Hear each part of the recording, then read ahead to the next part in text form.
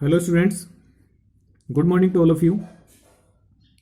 प्रश्नावली 4.2 हमारी चल रही थी, उसमें हमने 2 सवाल देख लिए थे।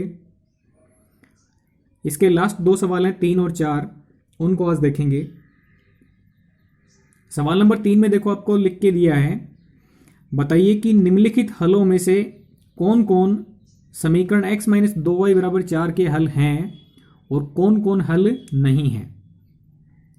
आपको ये समीकरण दे रखा है और इसमें 5 अलग अलग बिंदु बना के दिए हैं। आपको ये निर्धारित करना है कि इनमें से कौन कौन से तो इस समीकरण के हल हैं और कौन कौन से नहीं हैं। तो हल के बारे में मैंने आपको बताया था पहले, जो दूसरा सवाल था, कि जो भी हल होता है वो दी गई समीकरण को संतुष्ट अवश्य करता है। क्या मतलब है इसका? संतुष्ट करने का क्या मतलब है? संतुष्ट करने का मतलब ये है कि समीकरण में यदि हम मान रखेंगे चरों के, तो बायां पक्ष और दायां पक्ष दोनों बराबर आने चाहिए, समान होने चाहिए, तभी वो समीकरण संतुष्ट समीकरण कहलाती है। पहले बिंदु की बात करें 0,2, तो देखो कोमा से पहले वाला जो मान होता है वो x का होता है और कोमा के बाद वाला मान होता है वो y का मान होता है। तो इस बिंदु को चेक करेंगे, यानी 0,2 को चेक करेंगे कि ये इस समीकरण का हल है अथवा नहीं है। तो इस समीकरण में x का मान तो 0 रख देंगे और y का मान 2 रख देंगे।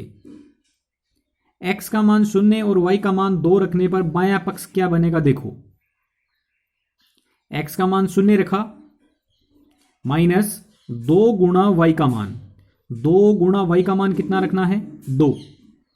तो देखो 0 - 2 गुणा 2 यानी 4, तो ये बनेगा 0 - 4 का मतलब -4, यानी बाएं पक्ष का मान बन रहा है -4। और आपको दायां पक्ष बराबर के दाईं तरफ दायां पक्ष कितना दिया हुआ है? 4। तो देखो बाएं पक्ष का मान तो -4 है और दाएं पक्ष का मान 4 है।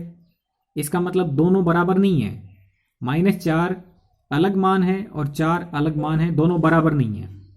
तो इसका मतलब ये बिंदु इस समीकरण को संतुष्ट नहीं करता है। यदि समीकरण को संतुष्ट नहीं करता है तो वो समीकरण का हल नहीं है। ओके, दूसरा बिंदु आपको दे रखा 2,0। 2,0 में भी हम यही करेंगे, x का मान 2 और y का मान 0 रखेंगे। तो x का मान 2 और y का मान 0 रखने पर बायां पक्ष देखो क्या बनेगा? x का मान 2 रखना है, -2 गुणा y का मान 0 रखना है। तो देखो ये 2 -0 गुणा 2 करोगे तो 0 ही आएगा, 2 - 0 करोगे तो 2 आ जाएगा, यानी बाएं पक्ष का मान 2 बन रहा है, जबकि दायां पक्ष कितना है? 4। तो 2 4 के बराबर नहीं होता, यानी बायां पक्ष दाएं पक्ष के समान नहीं आ रहा, तो ये बिंदु समीकरण को संतुष्ट नहीं कर रहा।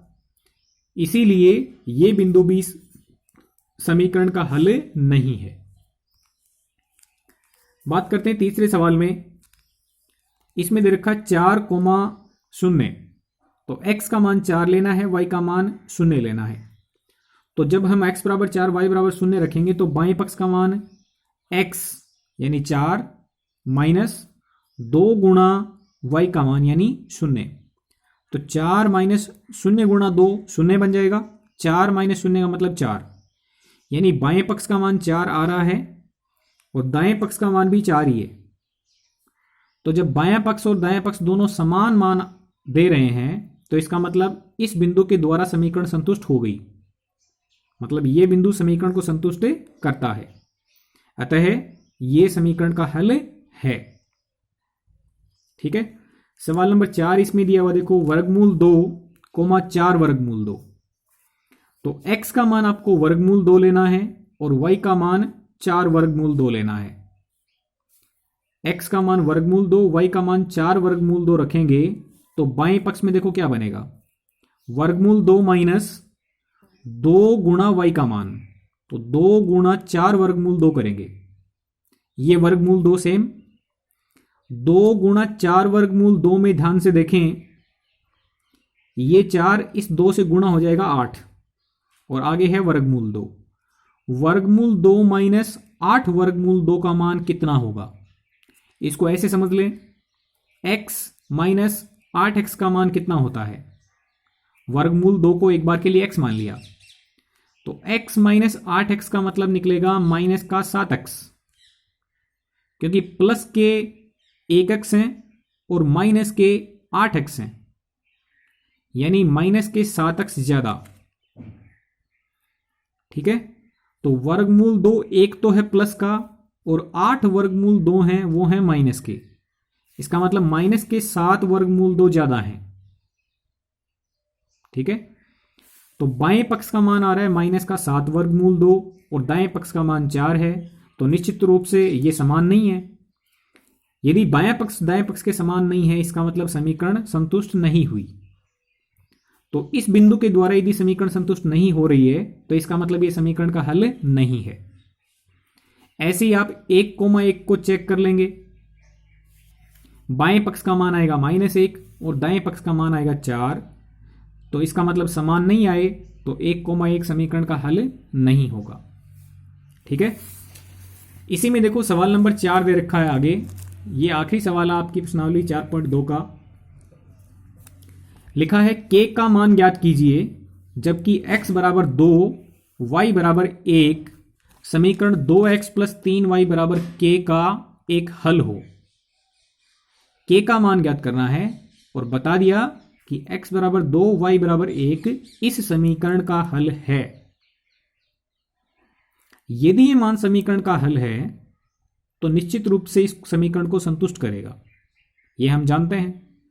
तो हम पहले लिख देंगे, हम जानते हैं कि प्रत्येक हल होता है वो दी गई समीकरण को संतुष्ट अवश्य करता है।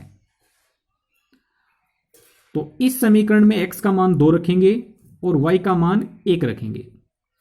x का मान 2 रखना है तो 2 गुणा 2 प्लस y का मान 1 रखना है तो 3 गुणा 1 बराबर में k।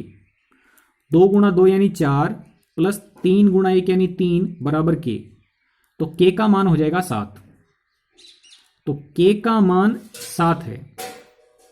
ओके स्टूडेंट्स, इस तरीके से आपको ये सवाल कंप्लीट करने हैं। Thank you very much.